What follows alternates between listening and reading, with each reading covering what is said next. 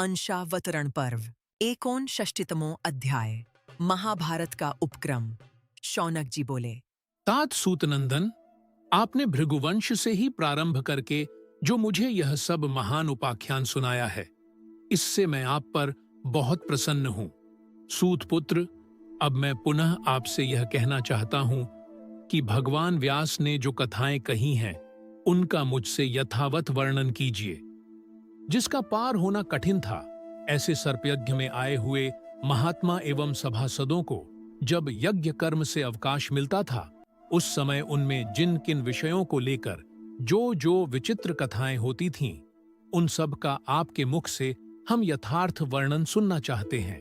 सूतनंदन, आप हमसे अवश्य कहें। उग्र श्रवाजी ने कहा, शौनक, मैं बड़ी प्रसन्नता के साथ महाभारत नामक उत्तम उपाख्यान का आरंभ से ही वर्णन करूंगा, जो श्री कृष्ण द्वैपायन वेदव्यास को अभिमत है। विप्रवर, मेरे द्वारा कही जाने वाली इस संपूर्ण महाभारत कथा को आप पूर्ण रूप से सुनिए। यह कथा सुनाते समय मुझे भी महान हर्ष प्राप्त होता है। इस प्रकार श्री महाभारत आदि पर्व के अंतर्गत अंशावतरण पर्व में कथानुबंध विषयक 59वां अध्याय पूरा हुआ।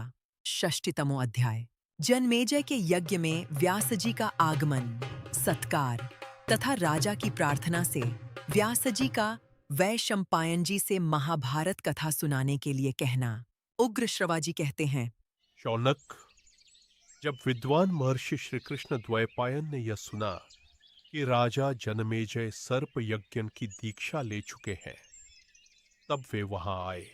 वेदव्यास जी को सत्यवती ने कन्यावस्था में ही महर्षि पराशर जी से यमुना जी के द्वीप में उत्पन्न किया था। वे पांडवों के पितामह हैं। जन्म लेते ही उन्होंने अपनी इच्छा से शरीर को बढ़ा लिया और उन महायशस्वी व्यास जी को अंगों और इतिहास सहित संपूर्ण वेदों का तथा परम तत्व का ज्ञान प्राप्त हो गया, जिसे कोई तपस्या, वेदाध्ययन, व्रत, उपवास, शम और यज्ञ आदि से भी प्राप्त नहीं कर सकता। वे वेद वेत्ताओं में श्रेष्ठ थे और उन्होंने एक ही वेद को 4 भागों में विभाजित किया।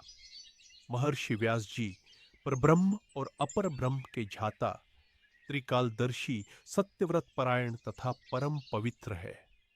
उनकी कीर्ति पुण्यमयी है और वे महान यशस्वी हैं।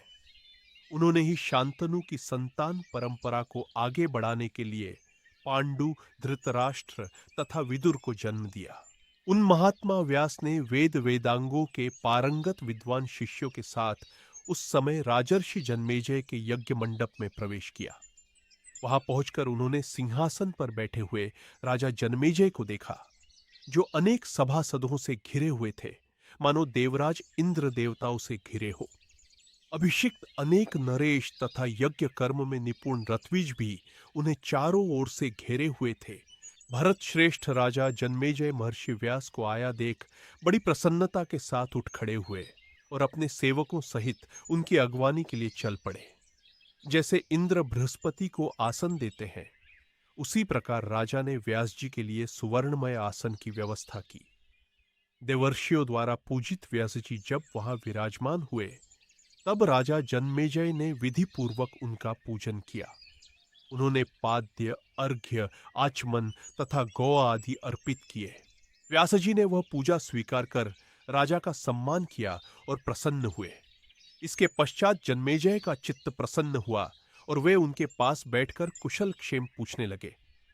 भगवान व्यास ने भी अपना समाचार बताया और अन्य सभासदों का भी सम्मान किया।